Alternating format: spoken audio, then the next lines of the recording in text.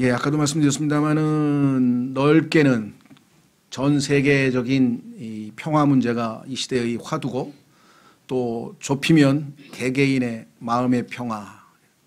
그래서 하여간 뭐 신경 안정제 먹는 사람이 주변에 보니까 어마어마하게 많더라고요. 공황장애 겪는 사람도 어마어마하게 많고 스트레스 받는 사람도 어마어마하게 많고 전부 다 좀 내 마음이 편했으면 좋겠다 그래가지고 어디 가서 뭐 음악을 듣는 사람 뭐 음악 치료라는 게 있대요. 또 미술 치료하는 사람도 있고 뭐 하여간 또 다양한 방식으로 어떻게든지 하여간 마음의 평화를 마음이 평안하지 않고는 인간은 결코 행복을 느낄 수가 없거든요. 그래서 마음을 평안하게 하려고 애를 씁니다. 뭐 여러분 요즘에는 뭐 심리학이 하도 자주 이제 뭐 많이 심리 상담이라든가 이런 걸 하기 때문에 아마 들어보셨겠습니다만은 인간은 본래적으로 불안한 것, 마음이 평안하지 못하면 평정을 찾지 못하면은 그걸 어떻게든지 평안하게 만들려고 시도하는 어떤 이 안에 내재적인 메커니즘이 들어가 있어요. 예, 그것을 이제 뭐 심리학에서는 방어 기제라고 하는데 방어 기제 들어보셨나요? 예. 내 마음을 불안하게 하는 것을 어떻게든지 평안하게 만들려고요. 이게 그 균형, 오메오스타시스라고 그러는데 균형을 잡아야 내가 마음이 편안해야 기쁨이 있고 행복을 느껴야 된다. 자, 그래서 예를 들면 어떤 누굽니까? 그 아저씨가 너무나 평생 사랑하던 아내가 죽었어요. 근데 1년이 가고 2년이 가고 사람들한테 아내가 안 죽었다 그러는 거예요. 그리고 안 죽은 것처럼 행동을 해. 아침에 출근할 때 여보 다녀올게. 그리고 집에 가서 오늘 하루 이랬어 저랬어 하면서 모든 게 정상이야. 사회생활이고 모든 게. 근데 그것만은 인정하고 싶지 않아. 왜? 그걸 인정하는 순간 슬픔 때문에 자기는 힘들어. 그래서 그거를 방어 기제로서 이게 인정하지 않는 거 부인이라 그러죠. 부인, 니게이션 또는 디나이얼. 그거 인정 안 하려고 그런다면 사람들은. 그런가 하면은 투사라는 게 투사는 뭐냐면요. 자기가 닥칠 불편한 거를 미리 막기 위해서 다른 사람에게 그걸 뒤집어 씌우는 거예요. 예, 제일 잘 쓰는 사람들이 술 먹은 사람들이 술 먹고 딱 집에 대문 앞에 딱 서 있는데 순간에 막 들어가니까 얼마나 불편해요. 또 술 먹고 들어왔구나 뭐 하면서 이제 이 그 불안감이 싹 엄습하더니 갑자기 그냥 대문을 뻥 쳐더니 이봐 남편 들어왔는데 뭐 하는 거야 소리를 쳐가지고 기를 죽이는 거예요. 그냥 그 부인이 뭐 이거 왜 그래 갑자기. 그러니까 미리 자기가 당할 거를 남에게 뒤집어 씌워가지고 잘못을 다른 사람이 했다고. 그래서 방어하는 거죠. 자기 자신을 방어. 그렇죠? 예. 그런 방식으로 또 뭐 합리화라는 게 있죠. justification. 자기가 예를 들면 그 알코올 중독자인데 자꾸 그래서 구토 현상이 일어나는데 야, 너 술 때문에 그런가 봐. 그러니까 아니야. 내가 어저께 말이야. 소화가 안 돼가지고 뭐 하면서 자기의 그 알코올 중독이라는 사실을 인정하면 불안해지고 불편한 마음을 없애기 위해서 딴 데다가 핑계를 대는 걸 또 우리 이제 자주 한다. 그 이외에 우리도 많이 적용하죠. 뭐 왜 인간이니까 어떻게든지 내 마음이 편해야 되니까 합리화는 뭐 엄청나게 써먹는 거죠. 그 중에 요즘에 저에게 일어나는 현상이 하나 있어요. 그게 뭐냐면 이건 리프레싱 누르는 건데요. 꽉 누르는 거예요. 이 밑에서 내 마음 깊은 곳에 있다가 올라오면 안 돼. 올라오면 불편해져 내 마음이. 예. 자꾸 눌러요. 그게 뭐냐면 억압인데요. 억압. 여러분 그런 경험 있으세요? 굉장히 잘 아는 사람이야 내가. 근데 그 사람 이름이 갑자기 생각이 안 나. 아무리 기억하려고 해도 생각이 안 나. 왜 그런 줄 아세요? 예. 그 사람 이름이 생각이 나면 불편해. 그 사람하고 싸웠던 일 그러니까 내 안에서 막 올라오지 말라고 그 사람 이름을 막 무의식 속으로 꽉꽉 집어 눌러가지고 못 올라오게 만드는. 그래야 내 마음이 편하지. 그 사람 이름이 딱 떠오르는 순간에 내 마음의 평정은 깨져버린다는 거예요. 하여간 이런 개인적인 것부터 시작해서 국가적으로 넓게 1차 세계대전 끝나고 2차 세계대전 끝나고 야 인간들이 이제 그때부터 이제 사람들이 인간은 더 이상 기대할 수 없겠다. 어떻게 이렇게 국가들끼리 전 세계적인 전쟁을 벌여서 그렇게 많은 사람을 죽이고 그래서 그냥 사람들이 사람에 대한 실망감 뭐 이런 것 때문에 이제 그 이후에 뭐 히피 문화서부터 해서 뭐 뉴에이지 운동부터 시작해서 막 근데 국가적으로 어떻게 했습니까? 우리는 할 수 있다. 어떻게 하면 되냐. 그러니까 집단 안보 체제를 만들자 해서 만든 것이 요즘 얘기하는 안보리입니다. 안보리. 안전보장이사회. 안전보장이사회를 만들어서 UN 피스코어, UN 평화유지군도 만들고 하여간 전 세계에서 분쟁이 일어나는 곳마다 우리가 가서 다 이렇게 평정을 하자 뭐 이래가지고 마치 세계 평화를 담보할 것처럼 이야기를 했습니다. 자, 그 사람들이 표로 내건 것을 성경에서 따왔어요. 한번 확인해 보겠습니다. 뭐 여러분 공부하신 분 아시겠지만 참 성경도 가만히 안 두는 것 같아요. 자, 성경에서 그 사람들이 유엔 본부 앞에다가 크게 대리석으로 써놓았어요. 안전보장이사회의 표입니다. 표. 이사야서 2장에 가면은 예수 그리스도께서 이 지상에서 재림하셔서 이 땅에 진정한 평화가 임할 것을 상징적으로 묘사해 놓았습니다. 왜? 평화의 통치자가 오셨으니까 당연히 이 땅은 태평성대 화평한 평강의 나라가 이루어지겠죠. 자, 우선 2절부터 보겠습니다. 마지막 날들에 주의 집의 산이 산들의 꼭대기에 굳게 세워지며 지금 있는 에베레스트 이런 산들은 나중에 지진이 일어나면 아마 다 낮아지는 모양이에요. 왜? 예루살렘에 있는 시온산이 제일 높다 그랬으니까. 작은 산들 위로 높여지며. 그런데 성경에 보니까 마지막 때 지진 얘기가 자주 나옵니다. 모든 민족들이 그곳으로 흘러들이라. 지금은 유엔 본부지만 이때는 예루살렘으로 모든 정치 지도자들이 다 몰려들 터인데 많은 백성들이 가며 이르기를 너희는 오라 우리가 주의 산에 오르고 시온산에 오르고 야곱의 하나님의 집에 이르자. 그분께서 자신의 길들을 우리에게 가르치실 터인즉 우리가 그분의 행로들로 걸으리라. 그분의 가르치는 생활 방식으로 살 것이다. 하리니 이는 법이 우주의 헌법, 이 지상의 전 세계 헌법이 어디서 나오느냐?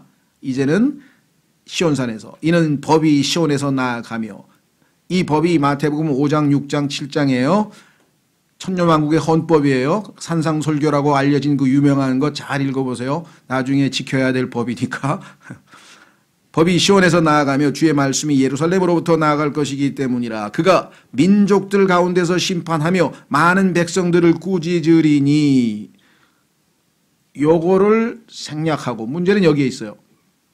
반드시 이 과정이 있어야 그 다음이 성립이 되는데 유엔 안전보장이사회 유엔 본부 앞에는 그가 민족들 가운데서 심판하며 아마겟돈 전쟁이죠. 많은 백성을 꾸짖으리니 마태복음 25장에 아는 영광의 왕좌에 앉아서 영광의 왕좌에 앉아서 민족들을 심판하시는 민족들의 심판이 여기 나와 있습니다.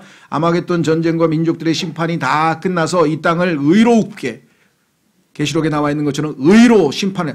정의가 집행돼야 평화가 오는 거 아니겠어요? 정의가 무너지면 어떻게 평화가 오겠습니까? 정의로 모든 것을 깨끗하게 심판하시고 나니 이 땅에 이제는 예수님이 다스리시는데 뭐 전쟁이 있겠어요? 예수님 앞에서는 감히 전쟁을 할 수도 없을 뿐만 아니라 그래서 뭐라고 되어 있습니까? 그들이 자기들의 칼을 쳐서 보습을 만들고 전쟁 무기를 농사기구로 만들었어요. 두 번째 자기들의 창을 쳐서 가지치는 낫을 만들리라. 민족이 민족을 치려고 칼을 들지 아니하고 그들이 다시는 전쟁을 배우지 아니하리라. 여기까지만 앞부분은 생략하고 여기서부터 뒷부분만 딱 인용해서 이런 세상을 안전보장이사회가 만들겠습니다 라고 세계 평화를 선언했는데 하나님께서 아마 조크를 하셨는지 그 이후에 세계에서 일어난 분쟁이 2배로 늘어났습니다. 안전보장이사회가 세우고 나서 그 전보다 전쟁이 2배로 더 빠른 속도로 일어나고 있는 게 지금 현재 우리가 살고 있는 세상입니다. 자, 선언이 좀 길었는데요. 그만큼 지금 불안한 시대에 우리가 살아가고 있다라는 사실을 우리가 한번 깊이 생각해 보시면 좋겠습니다. 그래서 국가적인 뭐 전쟁에서부터 시작해서 우리 개인적은 또 어떻습니까? 얼마나 불안한 사회에 살고 있습니까? 아주 막 요즘에는 웬만하면 상담을 해야 돼. 불안한 상담. 뭐 공황장애도 있고요. 뭐 그다음에 불면증도 있고요. 왕따도 있고 뭐 하여간 갑질도 있고 감정 노동자의 뭐 하여간 신경 안정제, 마인드 컨트롤, 뭐 외상후 스트레스, 하여간 막 이 심리 관련된 얘기가 얼마나 많은지 모르겠어요. 그렇죠? 신체적으로 어디가 아파도 알고 보면 원인이 다 신경성이야. 그래서 위장도 신경성 위장이고 뭐 다 신경성이야. 이렇게 돼버려요. 그만큼 이 땅은 지금 불확실한 시대에 살고 불안한 사회에서 우리가 살고 있는 것은 너무나 분명한 것 같습니다. 그래서 뭐 다양한 뭐 그 일종의 처방이 있죠. 뭐 요가도 하고 마인드 컨트롤도 하고 뭐도 하고 최근에는 뭐 멜라토닌이라고 하는 약을 중국에서 수입했는데 그게 뭐 부작용이 생기는데 막 처방전 없이 사 먹을 수 있는 신경 안정제인가 봐요. 그래서 그게 막 엄청나게 팔려가지고 이걸 어떻게 제재하느냐 마느냐 지금 그러니까 처방 없이는 못 사게 하느냐 마느냐고 또 막 뉴스가 나오는. 하여간 보면 그런 내용들이 굉장히 우리 주변에서 많이 일어나고 있다. 그래서 영국의 엘더 석슬리라는 사람은 아예 기가 막힌 처방을 내렸어요. 철학자답게 뭐라니까 영국에 나와서 수원제, 다시 말하면 영국의 수돗물에 LSD라는 마약을 타서 모든 국민들이 다 마약을 먹고 평안하게 살자. 우리가 볼 때는 이 사람 미쳤나 그러는데 그 사람은 심사숙고해서 내린 결론이에요. 왜? 다른 무엇 갖고는 대증 처방 갖고는 안 되겠다는 거죠. 그것 이외에는 진정한 평안을 누릴 수밖에 안 싸우는 길은 그거밖에 없다. 평안은 그거밖에 없다. 그렇게까지 극단적인 얘기를 했는데요. 자, 인간은 어떤가? 첫 번째, 우리는 화평의 길을 알지 못했다. 그렇습니다. 성경에 보니까 창세기 3장에서 하나님께 죄를 짓고 인간은 두려워하였다. 여기서부터 인간의 불행의 모든 불행이 시작이 됩니다. 창세기 3장으로 가겠습니다. 이 문제가 해결 안 되면, 하나님 앞에서 두려워하는 이 마음이 해결이 안 되면, 해소가 안 되면 영원히 불행하고 영원히 불안하고 해결이 안 됩니다. 창세기 3장, 죄를 짓고 숨어버린 아담을 하나님께서는 너무나 불쌍히 여기셔서 찾아오셨는데 아담은 뭐라고 답변을 하는가 보십시오. 9절, 주 하나님께서 아담을 부르심에 그에게 이르시되 내가 어디 있느냐? 왜 내 앞에서 도망쳤느냐? 나와 함께 있는 게 너에게는 행복이거늘. 그런데 아담은 죄 때문에 함께 있는 게 불안한 거죠. 오히려 더 심판받을까 봐. 그래서 어떻게 됐습니까? 10절, 그가 이르되 내가 동산에서 하나님의 음성을 듣고 벌거벗었으므로 두려워하여 숨었나이다. 이 두려움은 근원적으로 인간의 본래적으로 아예 딱 박혀 있습니다. 뭐 조금 과장해서 표현하면 유전자에 아마 박혀 있을 거예요. 불안 유전자가. 그러니까 태어난 모든 인간은 조금만 만들어지면 불안해합니다. 두려워합니다. 겁이 납니다. 이것도 없앨 수가 없어요. 그래서 하여간 뭐 철학자들도 이 근원적, 원초적, 뭐 본질적 불안을 앙스트라고 하면서 인간은 이것을 해소할 수 없다. 뭐 이렇게 얘기를 해서 어쩔 수 없는 인간의 모습을 그렇게 얘기도 하고 뭐 하여간 다양하게 얘기했습니다만은 성경적으로 치면 인간이 왜 불행한가? 왜 인간은 불안한가? 왜 평안이 없는가? 하나님 앞에 두려움이 있기 때문에. 그래서 인간의 죄에 대해서 로마서 3장으로 갑니다. 로마서 3장에 인간의 하나님 앞에서 죄인이라는 사실을 쭉 마지막으로 결론 내면서 이렇게 표현했습니다. 인간이 하나님 앞에 어떤 모습인가? 결국은 이렇게 묘사했습니다. 10절, 로마서 3장 10절, 이것은 기록된 바 의로운 자는 없나니 단 한 사람도 없으며 깨닫는 자도 없고 하나님을 찾는 자도 없으며 그들이 다 길에서 벗어나 함께 무익하게 되고 선을 행하는 자가 없나니 단 한 사람도 없도다. 그들의 목구멍은 열린 돌무덤이라 그들이 자기 혀로 속임수를 쓰나니 그들의 입술 밑에는 독사의 독이 있고 그들의 입은 저주와 쓴 것으로 가득하며 그들의 발은 피 흘리는 데 빠름으로 파멸과 고통이 그들의 길에 있어 그들이 화평의 길을 알지 못하였고 그들의 눈앞에는 하나님을 두려워함이 없느니라 함과 같으니라. 이것 때문에 인간은 불안하고 두렵고, 자, 그래서 성경에 따르면 궁극적으로 이 두려움에서 벗어날 수 있는 방법은 무엇인가? 하나님과 관계를 회복해야 됩니다.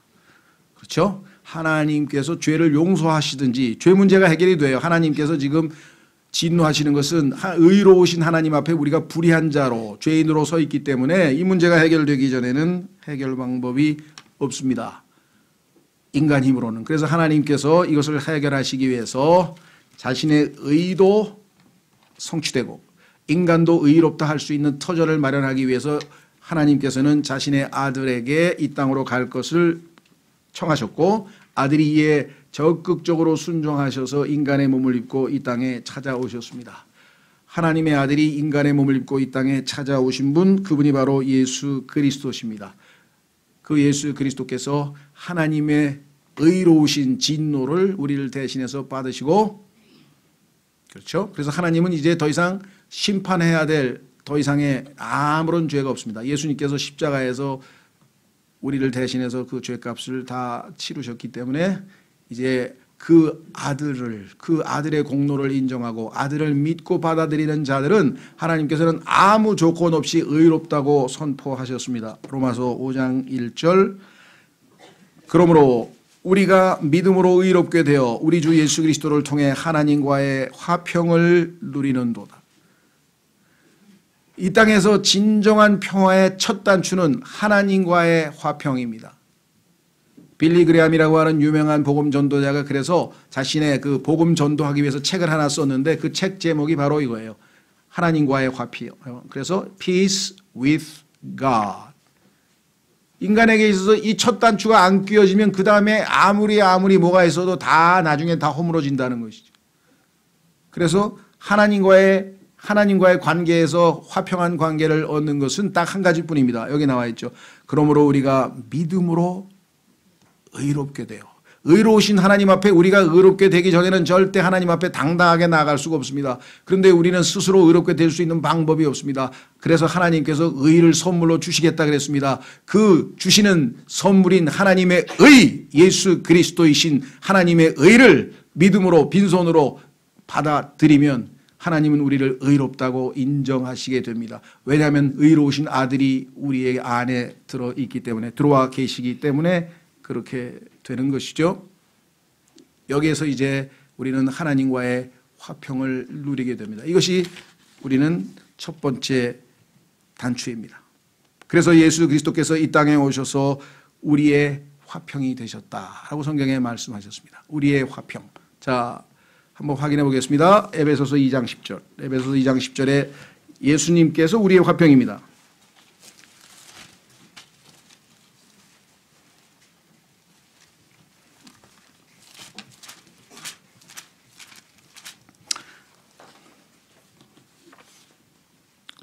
죄송합니다. 10절이 아니고 14절.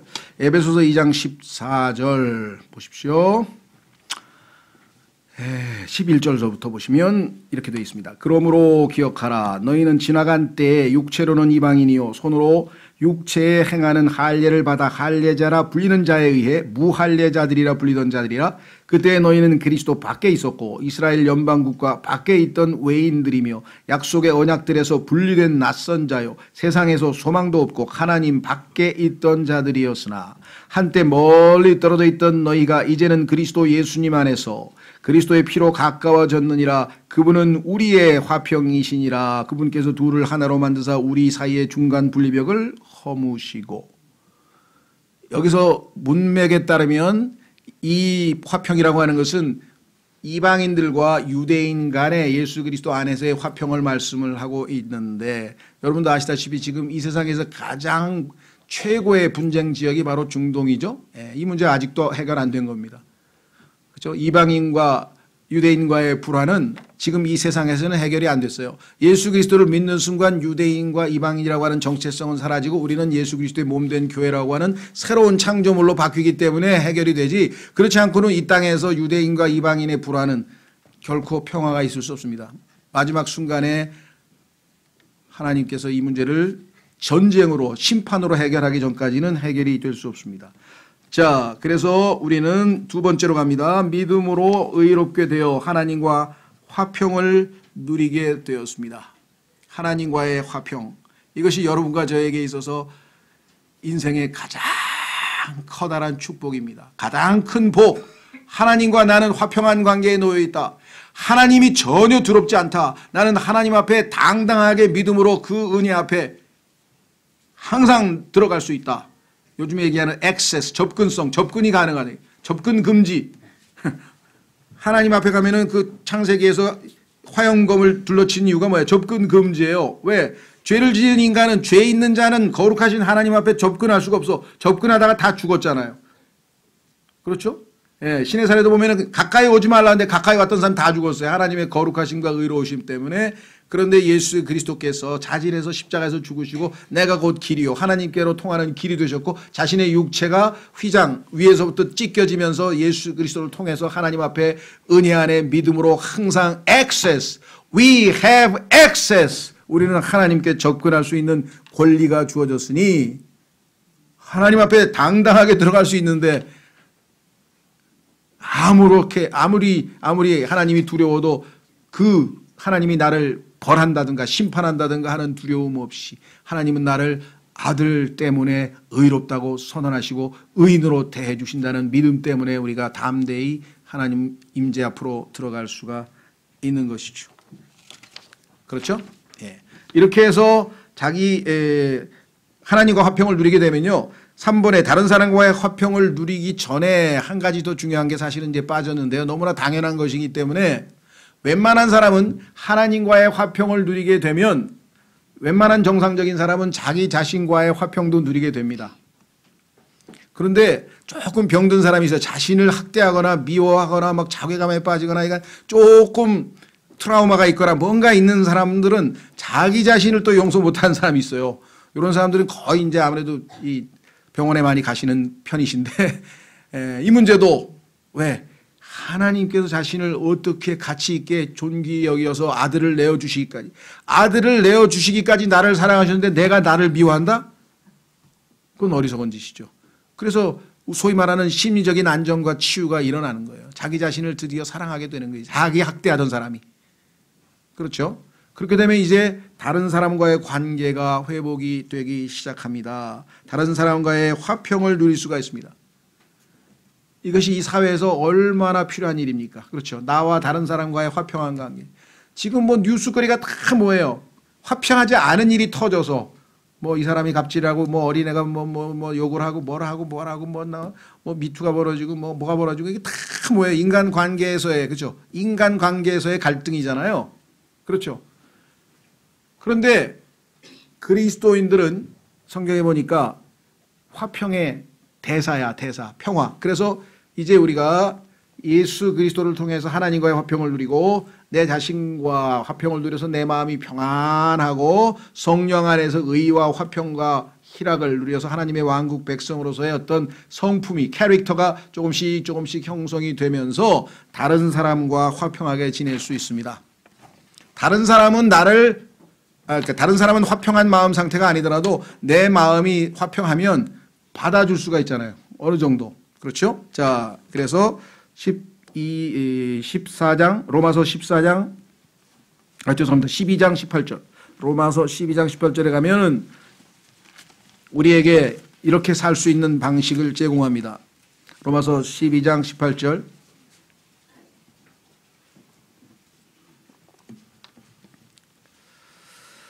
가능하다면 너희가 할 수 있는 대로 모든 사람과 화평하게 지내라.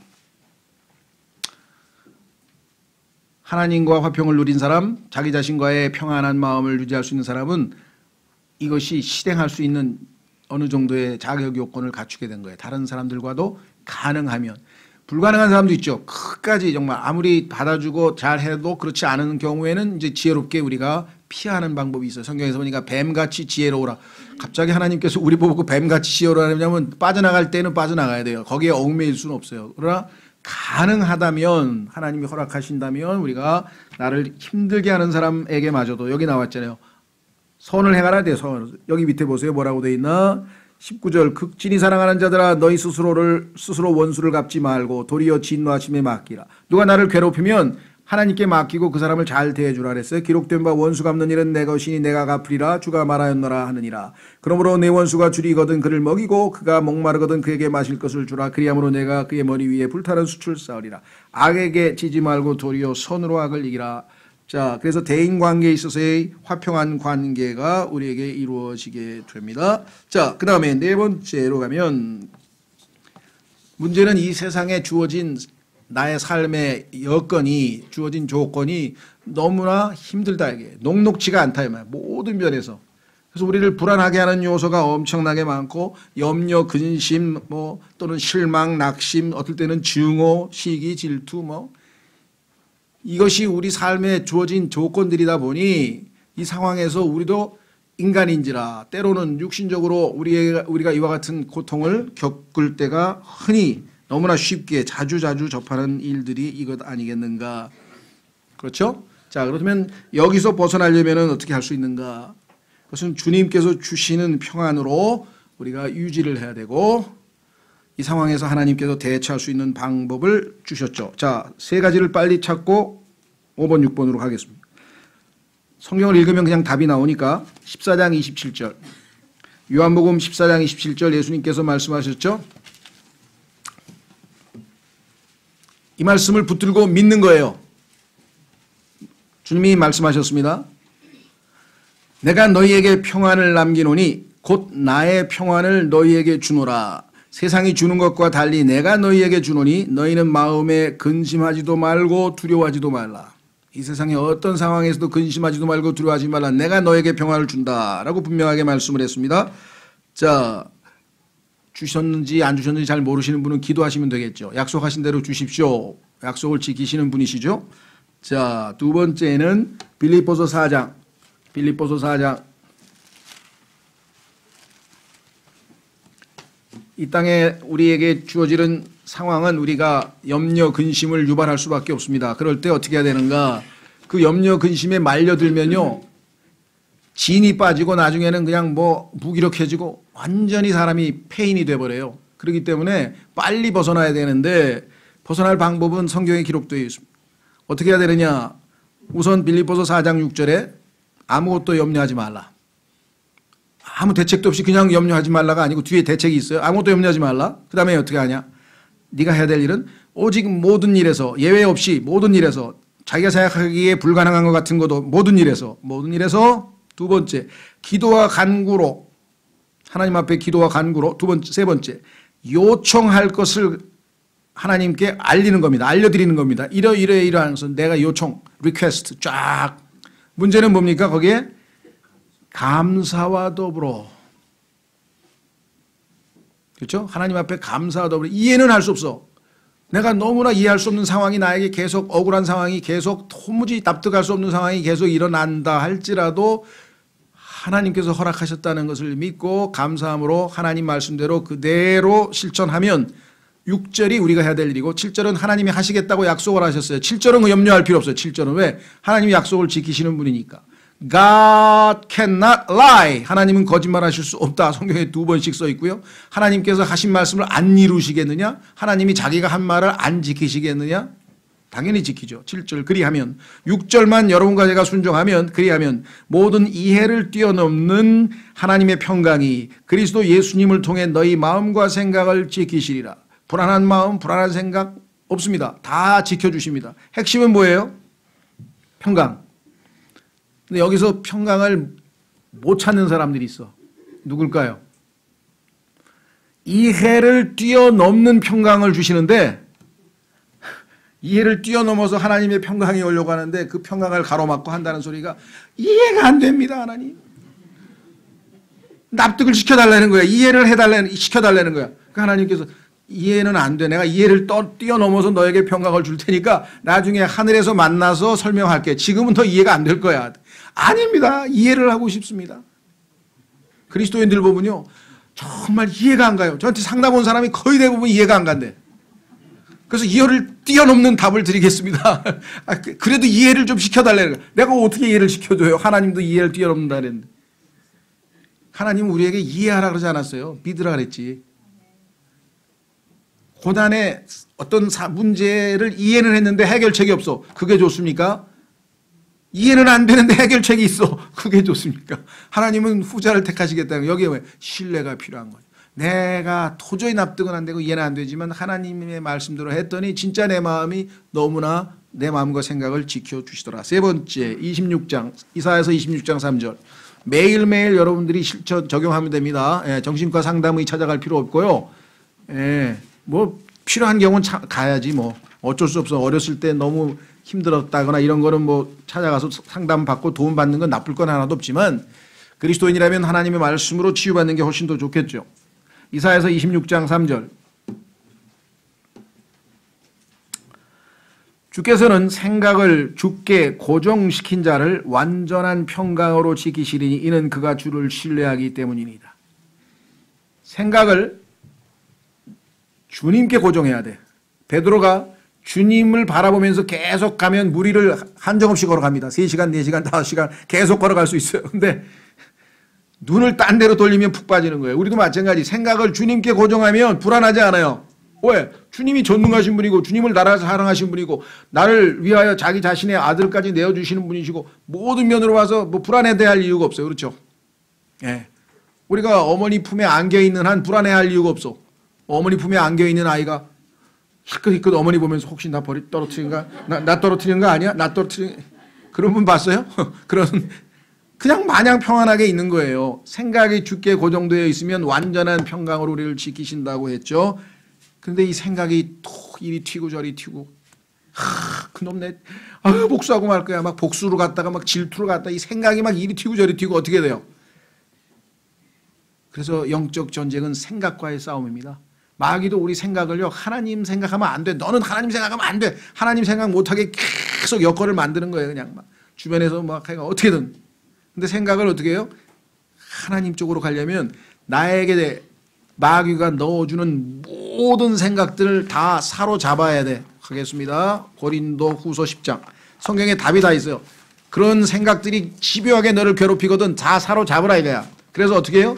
예수님께 포로로 끌고 가라 그래. 고린도후서 10장. 고린도후서 10장.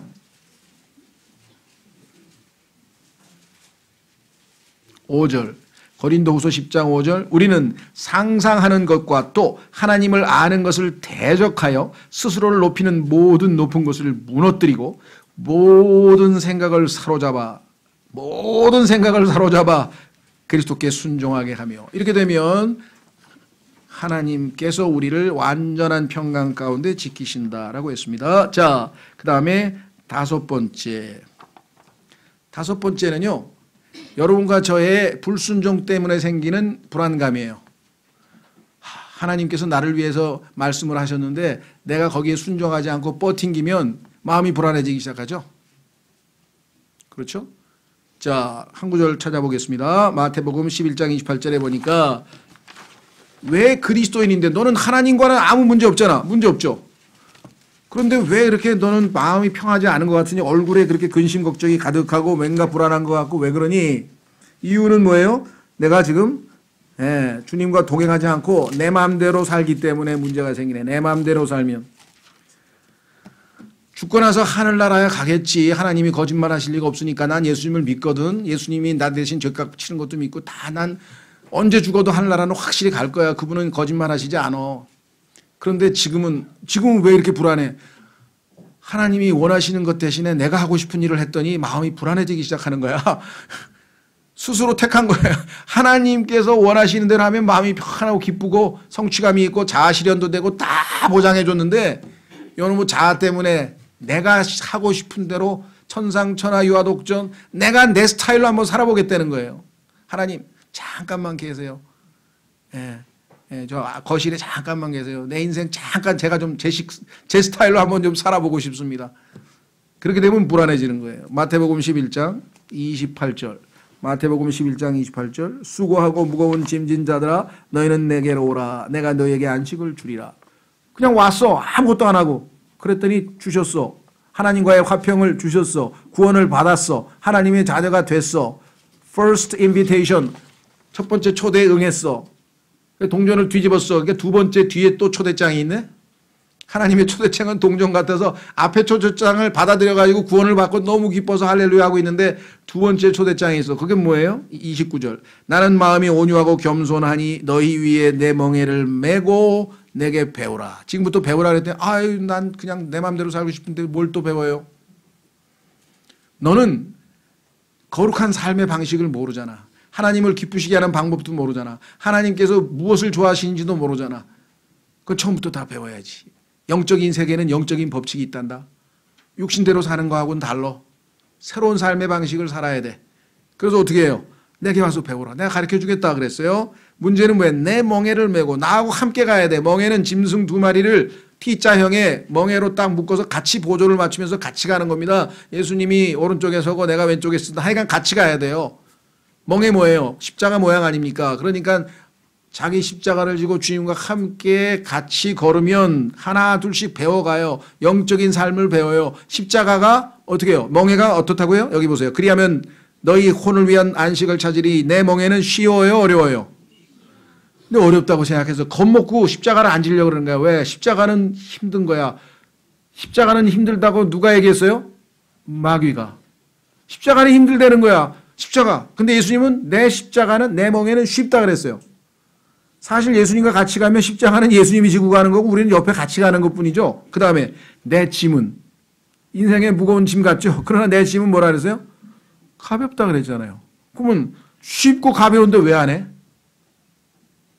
안 믿으니까. 하나님 말씀을 이걸 못 믿겠으니까 어렵고 힘들 것 같아서 난 싫다는 거 아니에요. 그렇죠? 자, 그래서 두 번째 초청에는 너무나 많은 그리스도인들이 응하지를 않아요. 응할까 말까. 그 마음이 평안이 없는 거예요. 왜? 여기 나왔죠. 두 번째 안식은 평안은 조건부예요. 배우면 어떻게 돼요? 그리하면 너희가 너희 혼을 위한 안식을 shall find라 했잖아요. 아까는 준다 그랬으니까 받으면 그만이지만 이번에는 발견해야 돼 자기가. 그래 못 발견한다 이 말이에요. 이렇게 되면 그리스도인으로서 진정한 평안을 못 누리고 하나님의 자녀의 특권을 못 누리고 사는 거예요. 얼마나 안타까워요. 그렇죠? 자, 어쨌거나 이 문제는 여러분과 저에게 달려있고요. 마지막으로 그러니까 3번, 4번, 5번은 실천이에요. 현재적 실천이에요. 1번, 2번은 우리의 과거고 그렇죠. 3, 4, 5번은 매일매일 우리가 실천적으로 향유할 수 있는 것이고 미래 여섯 번째는 오는 세상은 평화의 통치자께서 태평성대를 이루실 것입니다. 한 구절 찾고 마치겠습니다. 누가복음 2장 11절에 보시면 많은 분들이 이것을 크리스마스 때 우리가 활용하는 크리스마스가 되면 이 구절을 엄청나게 사람들이 써먹는데요. 성경 구절도 좀 틀리게 고쳐가지고 누가복음 2장 11절 서부터 14절까지 이날 다윗의 도시에 너희를 위해 구원자 곧 그리스도 주께서 태어나셨느니라. 이것이 너희에게 표적이 되리니 곧 너희가 포대기에 쌓여 구유에 누인하기를 보리라 하매 갑자기 하늘의 군대의 무리가 그 천사와 함께하며 하나님을 찬양하여 이르되 자 하나님을 찬양하여 이르되 그런데 이것이 유대인들의 거부로 인해서 나중에 2000년 후에 다시 있게 될 터인데 뭐라고 그랬습니까? 가장 높은 곳에서는 하나님께 영광이요 땅에서는 평화와 지금 땅에 평화 있습니까? 없습니까? 없죠. 평강의 통치자가 이 땅에 오셔야 평화가 있죠. 그 다음에 뭐예요? 사람들을 향한 선하신 뜻이로다. 예수님께서 이루실 천년 왕국을 이루시기 위해서 오셨는데 유대인의 거부로 인해서 2000년 연기되고 지금 우리가 다시 이때가 올 것을 지금 바라보는데요. 여기서 얘기하는 진정한 평화는 오늘 주제인 평화의 통치자이신 예수님이 오시겠다 그랬는데 오늘 주의 만찬 우리가 하는 그 구절에 고린도전서에 보니까 내가 반드시 속히 오리라. 주님 계시록에도 말씀하셨고 다시 오실 주님이 이 땅에 완전한 평화를 제공하실 평화의 통치자가 되신다. 여러분과 저의 마음의 진정한 평화도 평화의 통치자가 우리의 삶을 주관하시면 매일매일 체험하고 누릴 수 있는 복이라는 사실을 우리가 기억하고 이 복을 주님 주심을 오늘 이 시간 잠깐 여러분과 제가 같이 기억하도록 하겠습니다. 우리 홍영만 형제님 나오셔서 기도하고